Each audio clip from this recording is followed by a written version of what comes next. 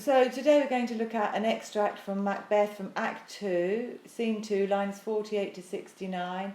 It's section A on the Shakespeare paper for Edexcel GCSE Literature. You have to spend about 55 minutes on this section, so we'll just go through this Macbeth extract and have a look at how to answer the question correctly. It's the new Edexcel level 1-2 GCSE 9-1 in English literature, so it's the first time it's been put out this year, isn't it? So, Macbeth, I'll go no more. I am afraid to think what I have done. Look on it again, I dare not. You read the next bit. Lady Macbeth. Lady Macbeth. Infirm of Purpose. Infirm of Purpose. Give me the daggers, the sleeping and the dead are, but as pictures, 'tis the eye of childhood, that fears a painted devil. If he do bleed, I'll gild the faces of the grooms withal, for it must seem their guilt. Exit. So she leaves the stage. A knocking is heard, Macbeth. Whence is that knocking? How is it with me when every noise appalls me? What hands are here? Ha, they pluck out mine eyes. With all great Neptune's ocean, wash this blood clean from my hand. No, this my hand will rather the multitudinous seas incarnadine, making the green one red. We enter Lady Macbeth. Lady Macbeth, my hands are off your colour, but I shame to wear a heart so white. Knocking heard again. I hear a knocking at the south entry. Retire we to our chamber. A little water clears us of this deed. How easy is it then? Your constancy hath left you unattended. Knocking again. Hark, more knocking. Get on your nightgown, lest occasion calls us, and show us to be watchers. Be not lost, so poorly in your thoughts.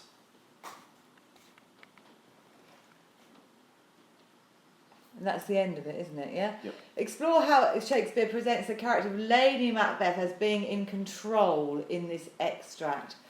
Refer closely to the extract in your answer. That's worth 20 marks. So you've got to explore how Shakespeare presents the character of Lady Macbeth as being in control in this extract. Yep. And section B, in this extract, there's conflict between the characters. Explain the conflict elsewhere in the play. In your answer, you must consider how conflict is shown, the reasons for the conflict. You should refer to the context of the play in your answer. So if we go back up, it's Act 2, Scene 2, isn't it? I just find it in the actual original. Yeah, Act 2, Scene 2, lines 48.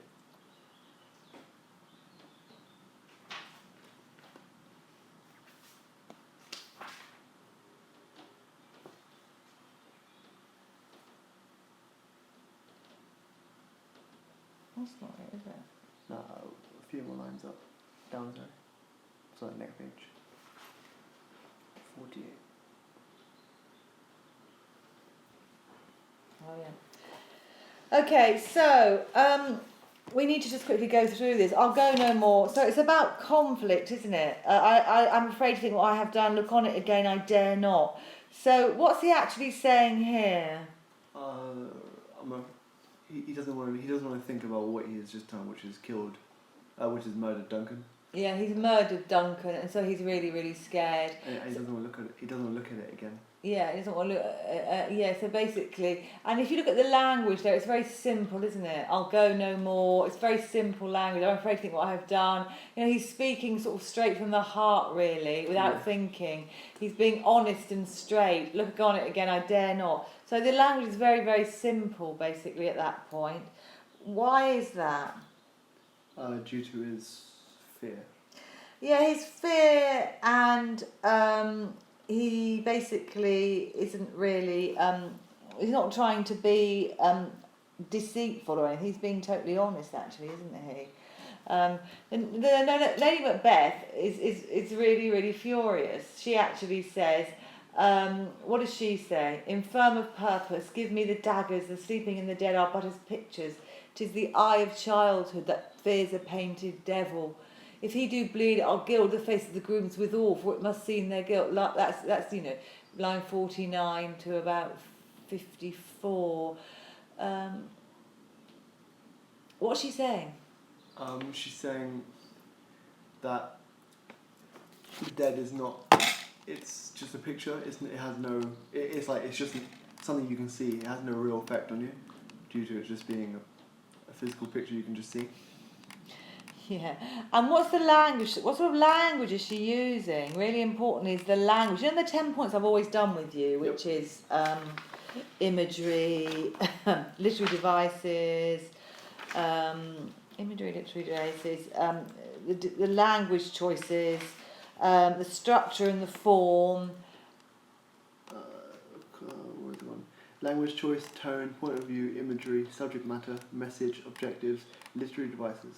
Yeah, that's it. Yeah, Hyperbole. hyperbole is under literary devices. Now I've lost the question paper on the board. So if we talk about what does infirm of purpose mean? I'm just trying to find the question again. Explore. Oh, okay. Can we just have the question in front of us? Yeah. Explore how Shakespeare presents the character of Lady Macbeth as being in control in this extract. So that's the first part. Right. So we then need to underline Lady Macbeth and control and explore and presents, basically, isn't it? Yes. So, so he's just speaking straight from the heart, like a scared child, actually, saying, "I'm not going to do it," isn't he? Yeah. Stubborn, you'd say. And she's using quite complex language. Infirm of purpose. What does that mean? I don't know. Infirm means ill, really. If you're infirm, you're ill. So it means that you haven't got any purpose.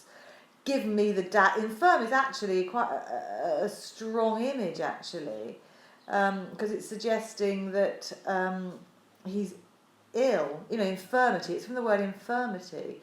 So she's saying, you're basically ill in purpose. Give me the dagger. So then she gives him an order. That's an order, right? Yep. So under language, give me the daggers is an order. She's taken control. Also, stereotypically, daggers are a male thing, aren't they? Yep.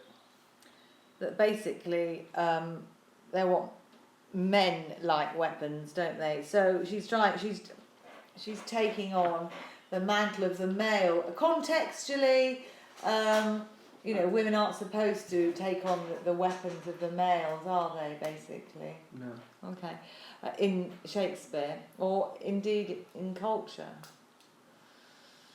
It's the men who do all the silly killing and the women do the loving.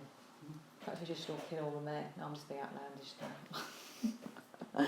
But yeah, the men do the killing, yeah. So if we could stop that killing testosterone bars. But anyway, so basically she's taken on a male role, which is normally linked with killing, isn't it? Yeah? So it's almost saying that she's become a man. So he presents her as masculine, basically, really importantly. Yep. And then she sort of twists the truth, really. She's deceitful, actually. She's shown as deceitful there, isn't she? And determined. The sleeping and the dead are but as pictures. That's not really true. They are but as pictures, but they're not. Do you know what I mean? So she's actually being deceitful, isn't she? But she's using an image, isn't she? Imagery there. So she's twisting and using complex imagery, basically, isn't she? Yeah, also she's being inconsiderate towards Macbeth, isn't it? Because Macbeth's quite scared right now. And Lady Macbeth is showing no respect for him. And just... Showing no respect for him? Yeah, showing no respect. Like, just... just saying he's scared for no reason, basically. He's scared, it's making him feel inferior. The sleeping about his picture, it is the eye of childhood that fears a painted shadow. She's calling him a child, basically, and telling him what to do, isn't she? Yeah. And she's calling the dead people painted devils because they've got blood all over them. So she's actually very powerfully uses language to say that he's a coward, doesn't she? Yeah.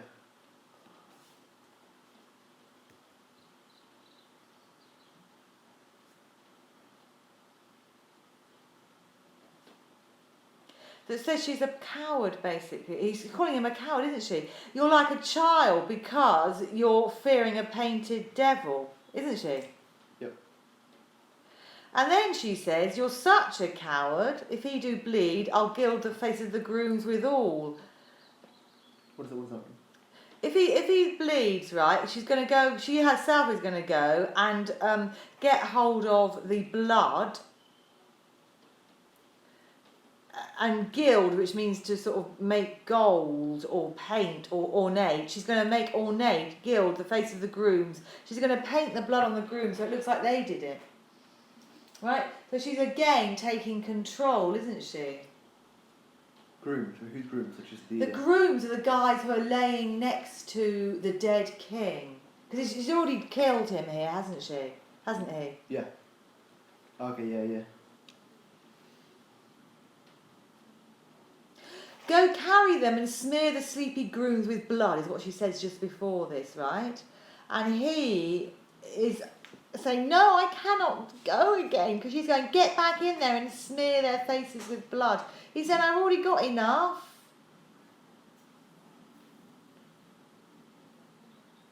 Why did you bring the daggers from the place? They must lie there. So he was so panicked in the previous extract that he brought it all with him. So it's important probably to understand that he's come out of the murder chamber holding the daggers and sort of looking absolutely fearful.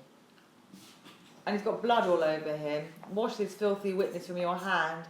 And why did you bring it? He must lie there. Go carry them. So he says, take the daggers back. Okay? So gild is sort of a horrible pun, basically. She's sort of saying, I'm going to sort of gild, which means to paint with gold, the face of the grooms with the blood, for it must seem their guilt. So she's trying to blame it on the grooms here, right? Yeah. So basically, how is she trying to be in control? So basically, she's telling him what to do. Macbeth is seen as sort of authentically scared and speaking very simple, honest language, and she calls him a child, doesn't she? Yeah. And then she makes a plan and tries to push him into doing it, doesn't she?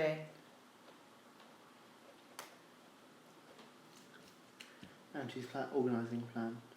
Yeah. Ordering, yeah. She's organising the plan. The sleeping in the dead that are but as pictures. 'Tis the eye of childhood that fears a painted devil. If he do bleed, I'll gild the faces of the grooms withal, for it must seem their guilt. So she's telling him what to do, basically. And when does the extract end? It ends at so poorly in your thoughts.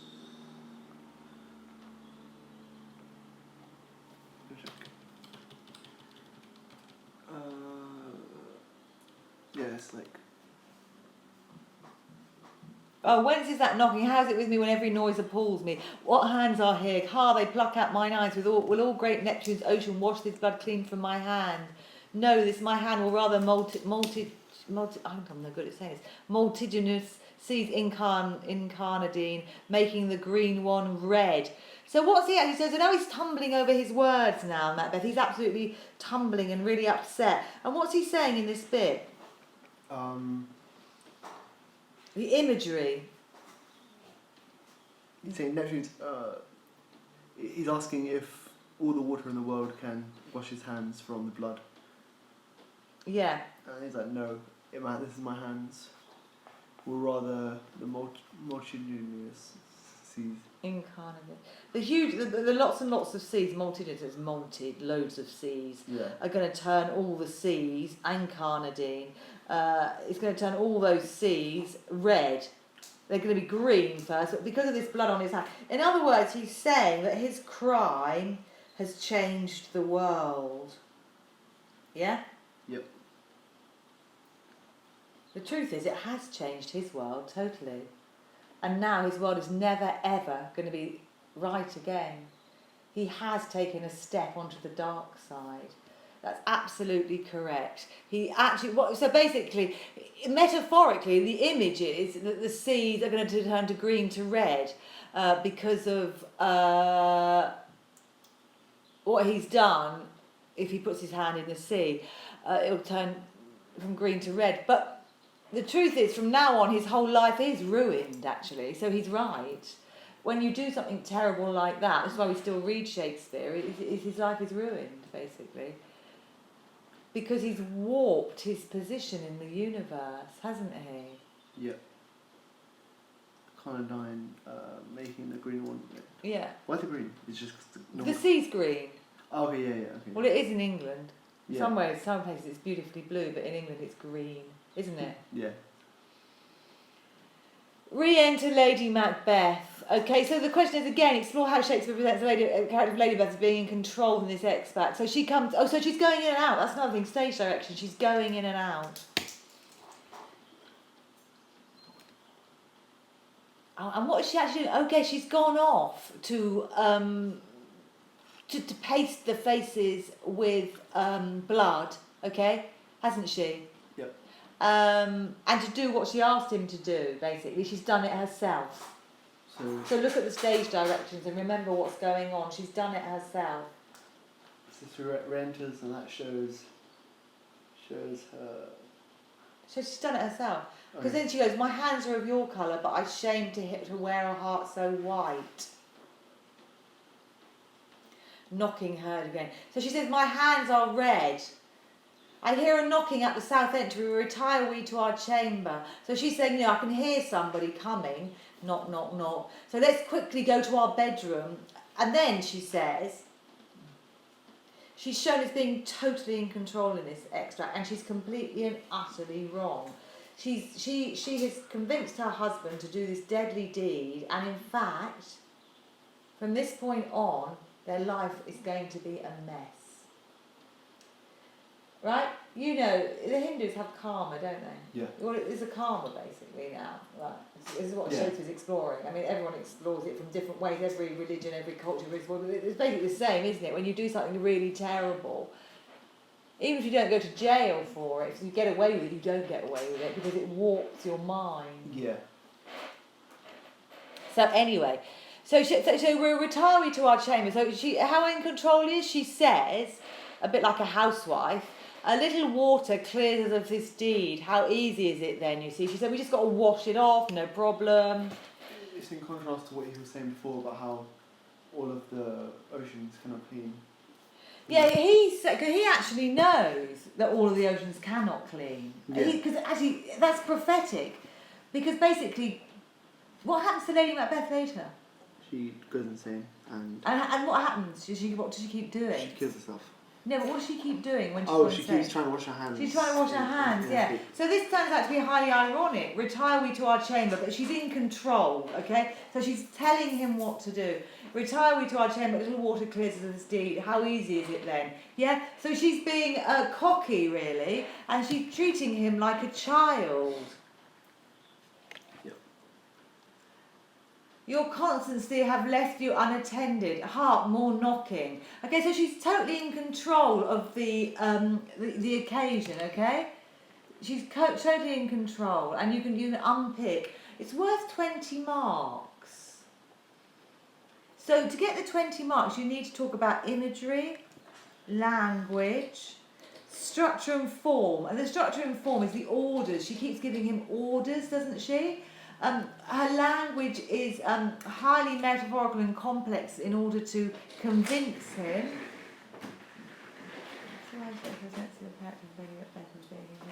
Yeah, so basically, when she needs to, she uses highly metaphorical language to convince him. And then when she doesn't, she tells him what to do like a child, doesn't she? She sort of tells him what to do like a child. How easy is it then? She's sort of telling him off, actually. A little water clears of this deed. How easy is it then? You'll constantly have left you unattended. Hark more knocking. Wait, what does that mean? You constantly have left you unattended. Oh, what's constantly mean? Constancy. Constancy. It says your strength of purpose has deserted you. You've lost your nerve. Okay. Your constancy has left you unattended. actually mean? I think it means that, he's constantly not sure about it, wasn't he? And so it's kind of left him weak. That's what she's kind of telling him, isn't she? Yeah. He wasn't terribly, he didn't have much of a strength of purpose, did he? She had to talk him into it. Yeah. Now it's done, afterwards he becomes full of a strength of purpose after he's done it, and she starts to lose the strength of purpose and goes mad, doesn't she? Yeah. But at this point she's still in control. Basically, he effectively loses a wife, doesn't he? Because through this act, he's lost a wife and his position in the world, and he's lost everything, actually, hasn't he? Yeah. So, your concept is definitely okay. So, we talk about the language. It's sort of bossy, like you speak to a child. Demeaning, your constancy has left you unattended. It demasculinises him, it takes away his masculinity. Treats him like a child. Get on your nightgown. Yeah, she's treating him like a child, isn't she? Yeah. Let's occasion chorus and show us to be watchers. Be not lost so poorly in your thoughts. Again, she's telling him what to do, isn't she? She says, don't get yourself hung up. So basically, you've got the metaphors, the imagery, to wear a heart so white. She's kind of bullying him again. I'm ashamed to wear a heart so white. I mean, the truth is, she's unethical because he feels terrible because he's murdered someone, and so he should. Yeah. You see? So she's in power and he's totally in control and totally, what's the word?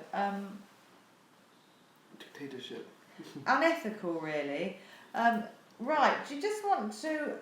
We could actually look at what the GCSE bite size has got on there if you wanted. Do you want to? Yeah. Quickly look at GCSE bite size. So, but...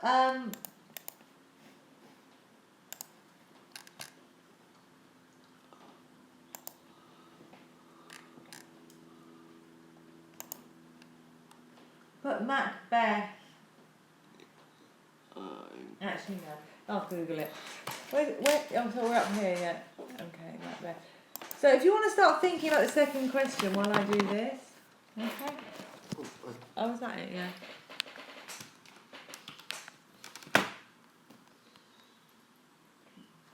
I'm going to... So, you just need to go through the 10 points, or whatever you can, the rhythm, the rhyme, the point of view, the tone. You probably don't need point of view here, just to explore the characterisation of Lady Macbeth and all that stuff that we've talked about, any literary devices that we have. The knocking, which can be the conscience at their doors, really, Heartmore knocking, because that's what happens in the end, isn't it? And that basically she's totally in control, isn't she? Probably almost for the last time, actually, if you remember the play. So it's worth 20 marks. So you probably need to, I think, point, quote, explanation. You have to do it, I think, probably at least, I'd like at least 6 points, really. Yeah, I think the mark scheme does say something about that. Oh, does it? Go on, what does it say? Let's have a look at the marks. Actually, I'll do it on the... Go on, yeah. Find me the mark scheme, yeah. I'll do it on this one. I think probably that's 6 points. That's the paper, isn't it? Yeah. And then the mark scheme is directly after Shakespeare. Yeah, Shakespeare. So okay, so the indicative content on the 1A, reward responses that explore how Shakespeare presents the character of Lady Macbeth as being in control, her attitude, dismissive, fearless, commanding, lack of remorse, use of imperatives to real authority, we talked about that, references to a painted devil reinforces her evil nature, not really in control, it's as naive about this consequence, e.g. a little water clears us of the steed, how easy is it then, reference to how Shakespeare reveals character through the use of images, Lady Macbeth uses white to describe Macbeth's lack of courage, Lady Macbeth tries to shame Macbeth, so she uses to control him. Yeah, so we've talked all about that, and we've done many more points than they've done, so right, let's go down. And so we want to be level 4 or level 5. The response is a cohesive evaluation of the interrelationship of language, form and structure and their effect on the reader. Yeah. So you see the 10 points? Really? Language, form and structure. So you're looking at imperatives, imagery, metaphors, descriptive language, use of colours in this case actually, and sentence structure, and whether it's very simplistic or actually the language is complex, or it seems to be coming straight from the heart, and the structure of the piece basically, they're toing him from sort of her taking control, doesn't she? And he just seems to be responding to her. That's the structure of it. Okay, so 17 to 20. It doesn't actually say how many points. I would say, though, point, quote, exclamation. I mean, obviously, there's no... To talk about the points that we've just said, you'd have to do about 7 points anyway, wouldn't you? So would you do like 2 language, 2 form, 2 structure, and 2 affecting the reader? Or no? Or I do language form. I do quite a lot on language. Yep. That would include the imagery.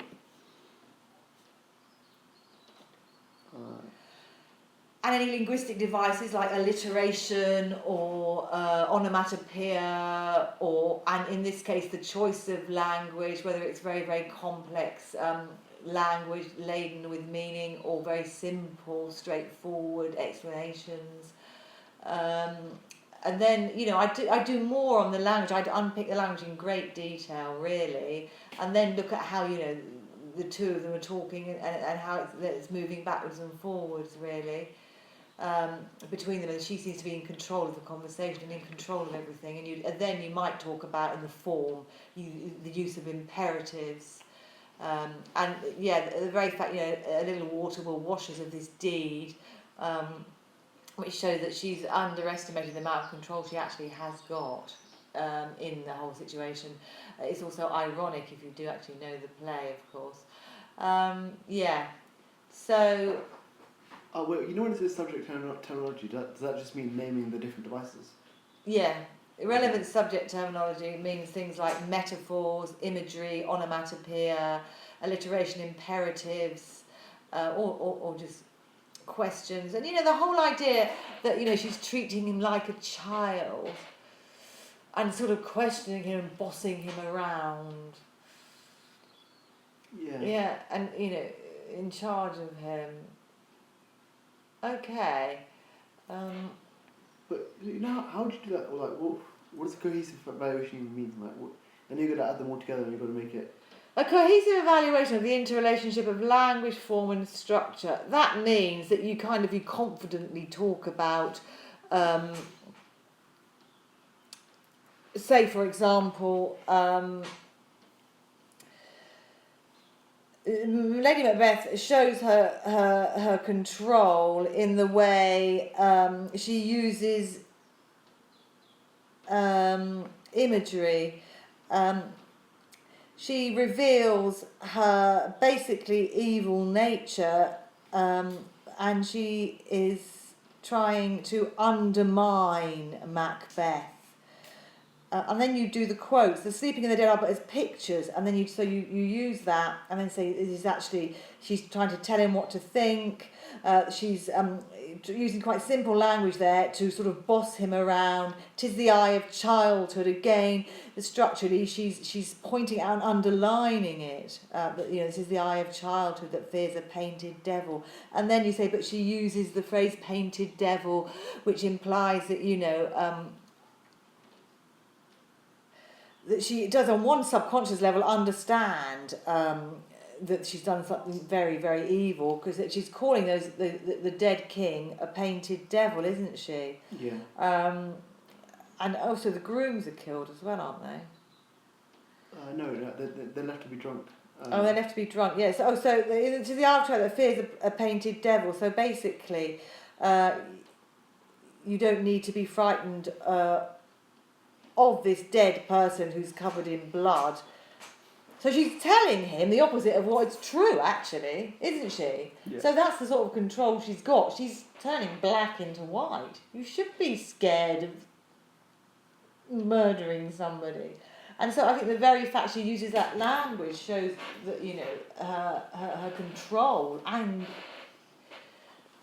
she doesn't get away with it in the end, though, because she has to go and do it herself. actually. So Yeah. one has to argue that, I suppose, in the end, what sort of control has she got? And you can look at stage directions as well under structure. She does go, although she did obviously make him murder them, so yeah. So you get a quote out, you discuss it, you unpick it. I'll gild the face of the grooms withal. So at this point she's really, really confident and a bit cocky, and saying that, she's going to sort of make the face of the grooms ornate with the blood. So she's kind of cocky and celebratory there. The language is, and then you've got that alliteration, gild and grooms. I'm gilt, for it must seem their guilt. So again, she's very much in control here and almost being playful, which is deeply unpleasant.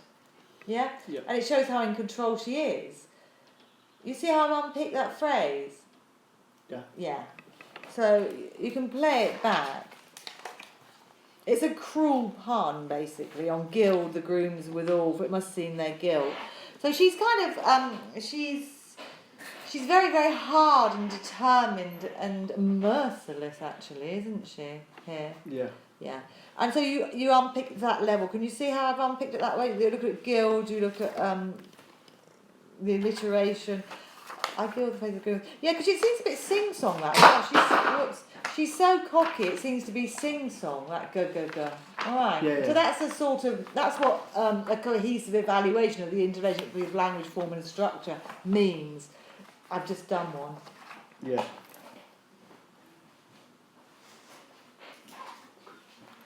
And then you can compare with, obviously, dear Macbeth, compare with Macbeth, who said, she says, I'll gild the face of the groom withal, for it must seem their guilt. Da-da-da-da. And then Macbeth is shaking. Whence is that knocking? How is it with me when every noise appalls me?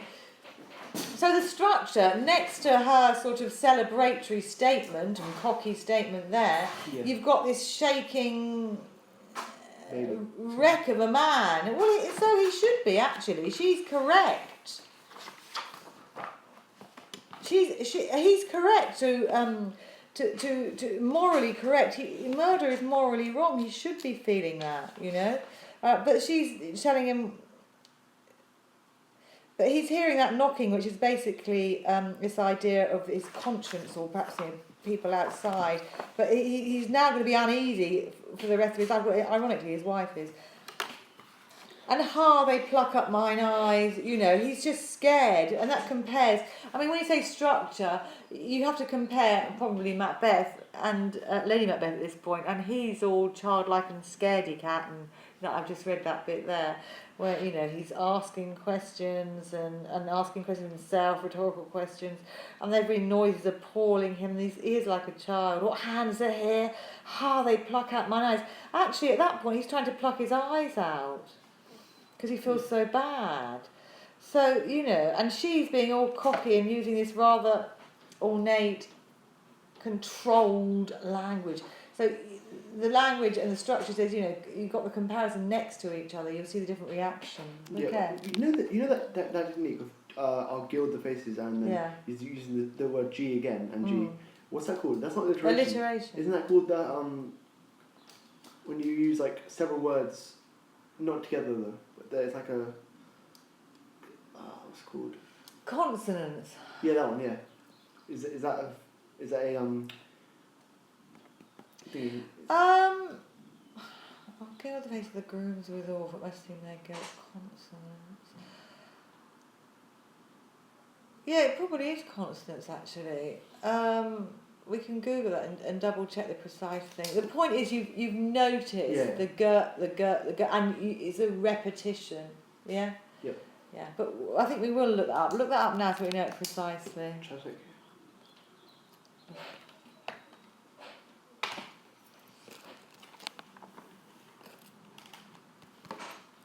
But you can get the marks anyway.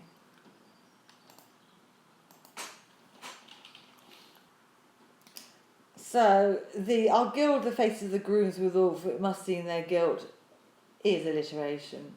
We've just looked it up and it actually is. They're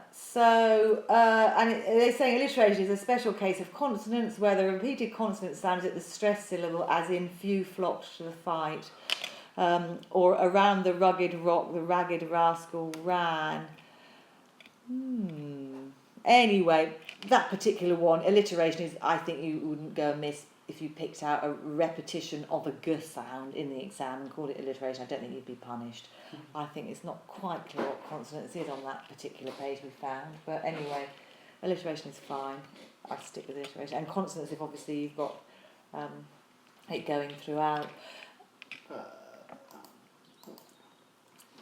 Right, so let's look at the second question quickly. Let's look at the indicative content. How long have we got? Half an hour. In this extract, there's conflict between the characters. Explain the importance of conflict elsewhere in the play.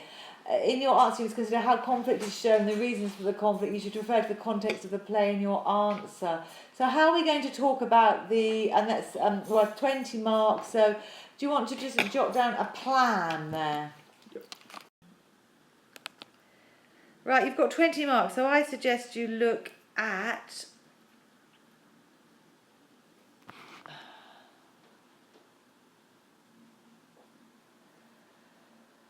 the conflict between Macbeth and the king, basically, and how he goes forward and kills anyone who he thinks is also in line to the throne, doesn't he, after the witches told him that? Yeah. So the conflict...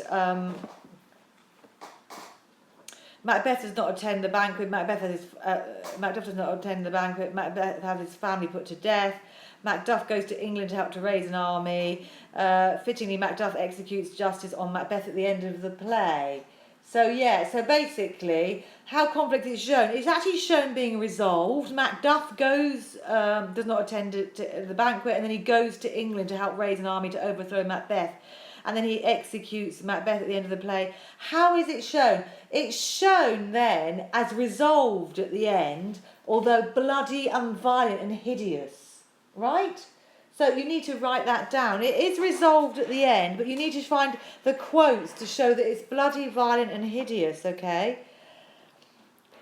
And also you need to link that in with the context. The context is that, Queen Elizabeth died and James I was on the throne, and basically England was going through a very, very uneven time, and so basically this is kind of a message to the audiences of that time about what political chaos can do and bear in mind the gunpowder plot had just taken place in 1605. It was written the same year. So that's part of the message. And so the importance of conflict is he goes in conflict with his king, and then he goes in conflict with Macduff and Banquo, doesn't he? And he's determined to hold on to that throne at any cost. And at the end, he's shown as overthrown. Okay? And so that's important structurally. Secondly, you probably got to look at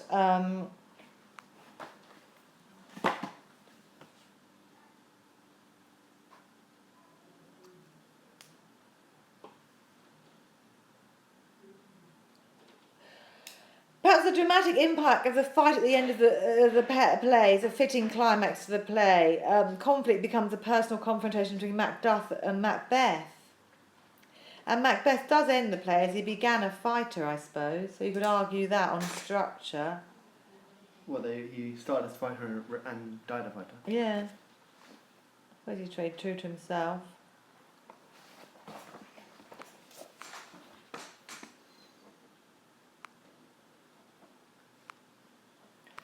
So,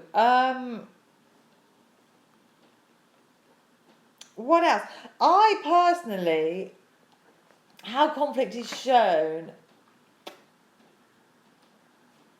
when he decides to kill the king. Remember that wonderful quote where he says, I would not, I can't kill him, he's too lovely. That lovely bit that basically, and the trumpets would blow in the heavens and of the damnation, the deep damnation of his taking off.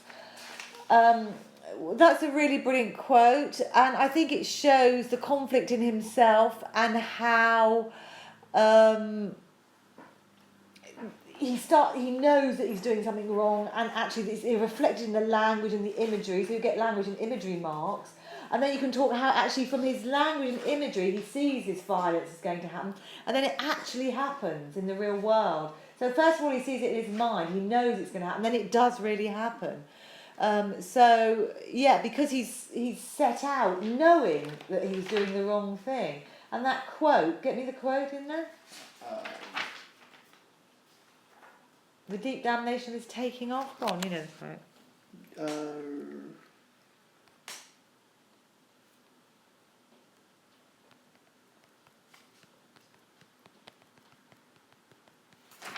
Because you need to put quotes in there, basically.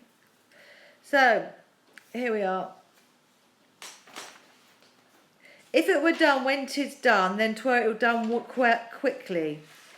So basically, so if I have to do it, I'll do it quickly. If the assassination could tremble up the consequences and catch with his Circe's success, that but this blow might be the be-all and end-all here. But here, upon this bank and shoal of time, we jump the life to come. In these cases, we still have judgment here, that we but teach bloody instructions, which being taught return to plague the inventor. Fabulous quote. Here it is in Act 1, Scene 7, and he knows that if he does actually assassinate the king, it will return to plague him, and it will be bloody, right? So basically, how is conflict shown? It says that basically it snowballs, and it starts off in the mind, and it turns into the real world. So, bloody instructions which being taught return to plague the inventor. This even-handed justice commends the ingredients of our poisonous chalice to our own lips. So basically, he knows that he's putting a poisoned chalice to his own lips. A poisoned chalice is a poisoned cup, a drink. And so he knows that if justice being equal to everyone forces us to drink from the poisoned cup that we serve to others. So he knows that by conflicting with his own king, that he's going to ruin his life, yet he still does it. Isn't that linked with the divine right of kings? That was believed that all kings, like everyone's born into a certain group. So the fact that he's trying to get into the king's group. Well, you shouldn't kill anyone whether the king's a divine right or not. The fact is you shouldn't kill anybody who's actually, he says in this quote here, everyone likes him and everyone's going to cry when he dies. It's not like he's a hated king who he's helping getting rid of.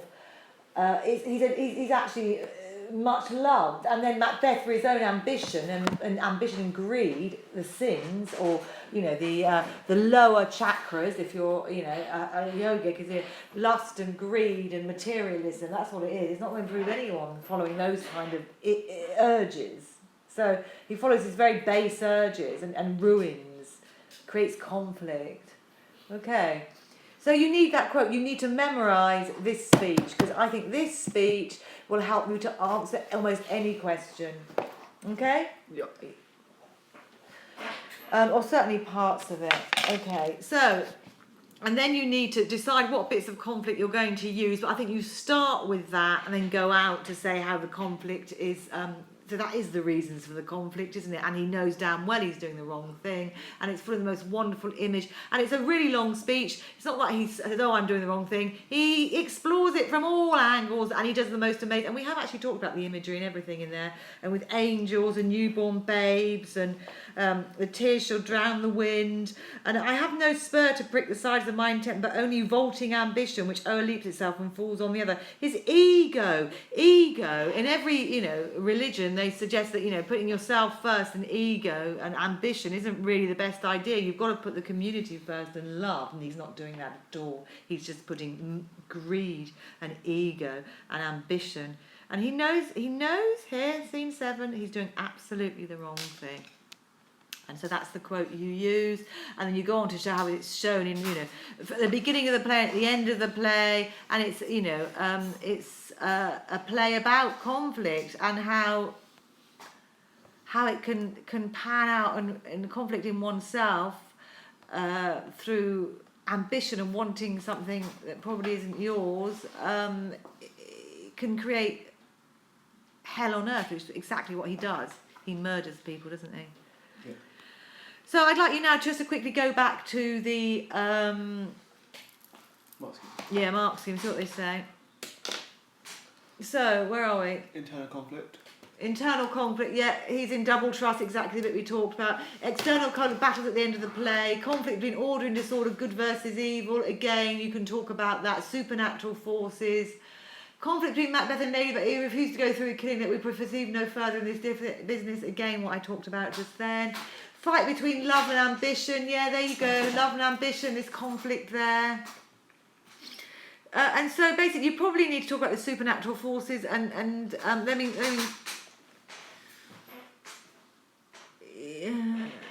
so it's good versus evil, really, and I think the evil is supposed to be the witches, isn't it? Yeah? Yeah. And they sort of dig up this kind of negativity in it, but go back up. So you the text and context, you can talk about the belief in witches at the time and their influence on these conflicts, either between Macbeth and Lady Macbeth. Attitude to killing a king. Oh yeah, you've got the divine right of kings doctrine should preclude conflicts. Yeah, but I mean, I talked in a slightly bigger way, big context about that, which, you know, you can talk about that, but I think probably, really, you've got the time of absolute chaos in the world, isn't there, at the moment? Yeah. In England at the time. And so it's a sort of lesson, really, isn't it, the play? Yeah. I actually can't argue that James really was a divine right if he was shoved in from, you know, a distant cousin. I don't really know. Yeah. Well, you can argue that, but I think, you know, it was more complex answer ours. Yeah, questions about kingship also reflect the instability of the line of succession with regard to the English royal family, a possible source of conflict. Yeah, go on down. AO3, text and conflict. Yeah, okay, go on down again.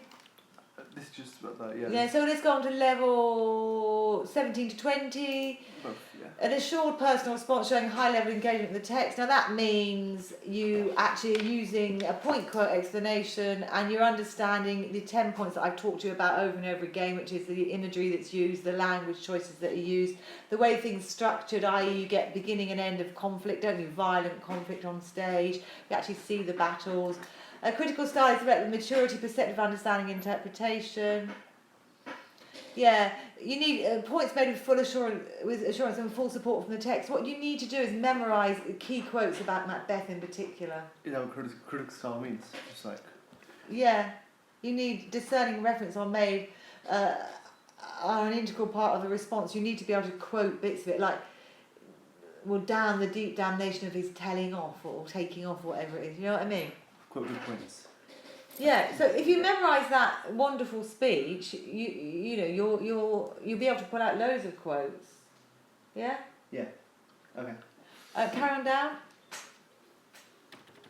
There's an excellent understanding of context, which we have got an excellent understanding of context now. We understand, you know, what's happening in England at that time and why it's a very important play, and probably why it's so bloody and awful, because it's kind of a very strong message, isn't it? Yeah. So, relationship between text and context. Integrated into the response, and basically a playwright like Shakespeare, who actually pays him? It's the king. So he's actually got to come down on the side of the king, even if he doesn't really agree with it. Although, of course, you need peace in a country, so he's on the side of kind of order, isn't he? Which is Duncan again, isn't it? Yeah. Wait, what's the third one? Discerning references. References are an integral part of the response. Basically, that's the quote. Oh, wait, The quote. What's critical style? I wouldn't worry about it. I wouldn't worry too much about the mark scheme. I think what you really need to do is do point quote explanation all the way through, and that's what that means. Okay? Yeah. A critical style is developed with maturity, perceptive understanding, interpretation. It's the same thing. It's point quote explanation. Getting excited about the meanings of it via rhythm of the language, perhaps any iambic pentatonic, if it changes, if the language breaks down, the imperatives, the imagery. You just unpick whatever bit of language you're doing, the quote you're using, and that wonderful speech that we've just talked about, you can unpick it 100%. Okay. Do you see what I mean? Yeah. You can just unpick it because it's such a complex speech. It is the point of the whole play, basically. You know, when I do each point, you have to do like 7 points. Yeah. Do I just literally just focus on one point only, and for that one point? Or so I add in like other things that support that idea? Well, I suggest you do is read some model essays. Okay, you need to read some model A grade GCSE English essays. So that's what we'll do now. But you certainly need to read about 5 model GCSE A grade English essays, and then you'll know how to write a model GCSE A grade English essay. So I'll find you those. Okay.